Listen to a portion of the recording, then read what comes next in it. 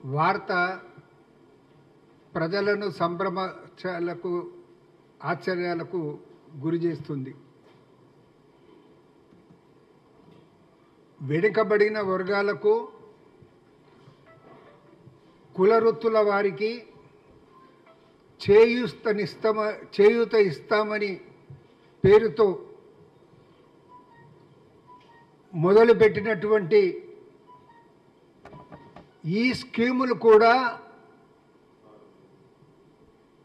అవినీతికి నిలయం కావడం అనేది దురదృష్టకరం.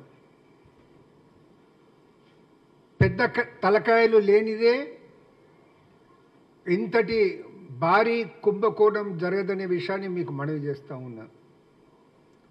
అసలు వెనుక ఎవరున్నారో వారి పేర్లను బయట పెట్టాలని రాష్ట్ర ప్రభుత్వాన్ని విచారిస్తున్నటువంటి అధికారులను కోరుతా ఉన్నామన్నమాట మనం చేస్తూ ఉన్నాను. ఈ సంస్థలో కానీ ఏ సంస్థలో కానీ అవినీతి అధికారులపై కఠిన చర్యలు తీసుకోవాలి. భవిష్యత్తులో ఎవరు కూడా ఇటువంటి సాహసం చేయకుండా కఠినంగా వ్యవహరించాలని రాష్ట్ర ప్రభుత్వాన్ని కోరుతా ఉన్నాం. ముఖ్యంగా ఈ పశుసంవర్ధక శాఖలో విచారణ జరుగుతుంది కాబట్టి ఈ సంస్థకు అధికారులను ఎవరిని నియమించినా, ప్రిన్సిపల్ సెక్రటరీ ఎనిమల్ హస్బెండరీని ఎవరిని నియమించినా నిబద్ధత గలవారిని నియమించాలి. వారి పాత వ్యవహార శైలిని, వారి ట్రాక్ రికార్డుని దృష్టిలో పెట్టుకొనేసి నియమించాలని ప్రభుత్వానికి విజ్ఞప్తి చేస్తూ ఉన్నాం. ఒకవేళ ఉన్నతాధికారులు సరిగ్గా లేకుంటే ఈ కేసులోని ఆధారాలను కింద మీద చేసే ప్రయత్నం చేస్తారన్న మాట కూడా మనం చేస్తూ ఉన్నాం. ఇప్పటికే ప్రధాన నిందితులుగా పేర్కొంటున్నటువంటి లక్ష్మారెడ్డి, మొయినుద్దీన్లు ఇద్దరు కూడా వారు దేశాన్ని వదిలిపెట్టి బయటికి వెళ్ళారు. ఒకరు కెనడాలో ఉన్నారంటున్నారు, ఇంకొకరేమో దుబాయ్లో ఉన్నారని అంటున్నారు. అసలు పెద్ద తలకాయలు ఎవరున్నారో వారు దేశం నుంచి పారిపోకుండా మీరు తగు జాగ్రత్త తీసుకోవాలనేసి రాష్ట్ర ప్రభుత్వాన్ని కోరుతూ ఉన్నాను. వాస్తవ విషయాలు, వాస్తవ పేర్లు తెలిసే వరకు మీరు పేర్లు బయట పెట్టాల్సిన అవసరం లేదు.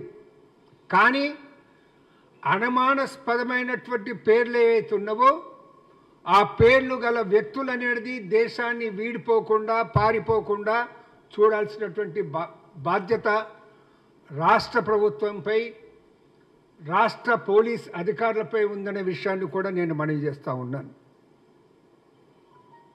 వస్తున్న వార్తల ప్రకారం ఒక యూనిట్ పర్చేజ్ చేస్తే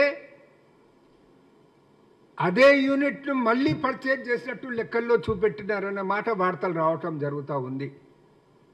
ఈ గొర్రెలను, మేకలను, బర్రెలను కూడా వాళ్ళే ఒక 2 వీలర్ మీద ట్రాన్స్పోర్ట్ చేసినట్టు, ఆటో రిక్షాలలో ట్రాన్స్పోర్ట్ చేసినట్టు, అంబులెన్స్లలో ట్రాన్స్పోర్ట్ చేసినట్టు వాళ్ళు లెక్కలు రాసుకోవటం జరిగింది.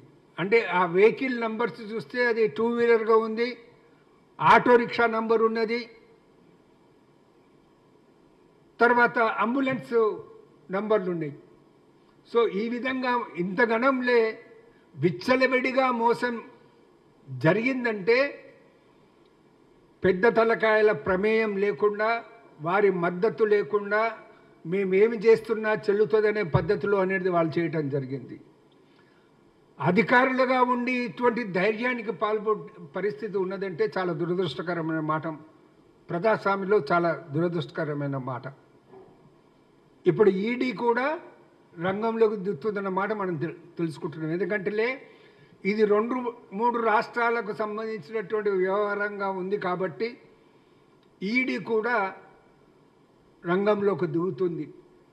ప్రకాశం, గుంటూరు, కర్నూలు, కృష్ణా జిల్లాల నుండి గొర్రెలు కొనుగోలు చేసి వాళ్ళకు బిల్లు చెల్లించకుండా వారు వచ్చి ఇక్కడ అడిగితే ఆఫీస్లో ఆల్రెడీ మీ పేమెంట్ అయిపోయింది. ఎవరైతే పంపిణీదారులు ఉన్నారో, ఎవరైతే సప్లై చేశారో వారికి పేమెంట్ జరగకుండా ఆ పేమెంట్ అనేది వేరే ఎవరికో ఇవ్వడం జరిగిందని, అంటే ఎంత గుడ్డిగా జరిగిందో అది మనకు తెలుస్తుంది. నేను తెలంగాణ కాంగ్రెస్ పార్టీ తరఫున రాష్ట్ర ప్రభుత్వాన్ని సమన్వయంగా చేస్తూ ఉన్నాను. చాలా స్ట్రిక్ట్గా ఉండాల్సినటువంటి అవసరం ఉంది. రాష్ట్రంలో ఉన్నటువంటి ఏ వ్యవస్థలో అయినా, అది ఇరిగేషన్ వ్యవస్థ కావచ్చు, అది వేరే ఏ డిపార్ట్మెంట్ అయినా కావచ్చు, ఆ డిపార్ట్మెంట్లో ఎక్కడ కూడా ఈ రకమైన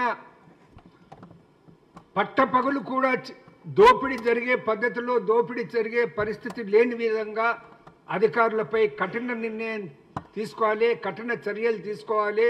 భవిష్యత్తులో ఇటువంటి చర్యలకు ఎవరు మోసాలకు పాల్పడకుండా వారికి గట్టిగా బుద్ధి చెప్పాలని తెలంగాణ ప్రదేశ్ కాంగ్రెస్ కమిటీ తరఫున విజ్ఞప్తి చేస్తూ ఉన్నాం. Thank you. ఓకే.